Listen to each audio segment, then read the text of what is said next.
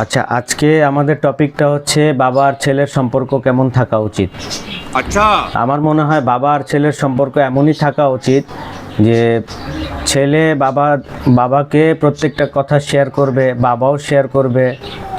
তো ছেলের যে কোনো কথা বাবাকে শেয়ার করা যায়, আর এটা করা উচিত। আর বাবাদেরকেও কথাগুলো শুনে ছেলের উপরে রাগ না করা, আগে তাদেরকে সুন্দর মতো বোঝা, তাহলেই এই বাবা আর ছেলের সম্পর্কগুলো हमको सिखा रिया है। মধুর হবে। अच्छा, अब ये कौन है बे? তাহলে আশা করি আপনারা বাবা ছেলেরা এরকমই ব্যবহার করবেন একে একে অন্যের সাথে। তো এই কামনায় আজকে সবার কাছে বিদায় নিলাম। সবাই ভালো থাকবেন, সুস্থ থাকবেন। ठीक है, समझ गया। আব্বা আব্বা আব্বা কি হয়েছে বল। তোমার অনেকদিন ধরে একটা কথা বলতে চাইছিলাম, আজকে সাহস পেয়েছি, আজকে তোমার একটা কথা বলবো। কি বলবি বল।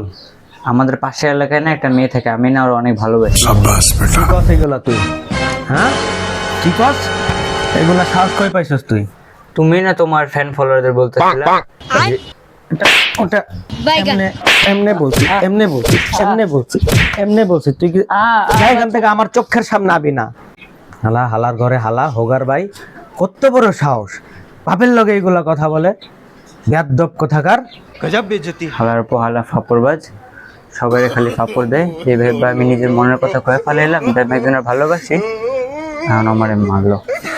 ফাপড়বাজ হালা, হালার পোহালা হোগার ভাই কেমন আমার কুত্তার মতো মারলো। হ্যাঁ যে এমন, হ্যাঁ সব দর্শকরা আমি বইলা দিব আজকে। क्या कंट्रोल दे भाई।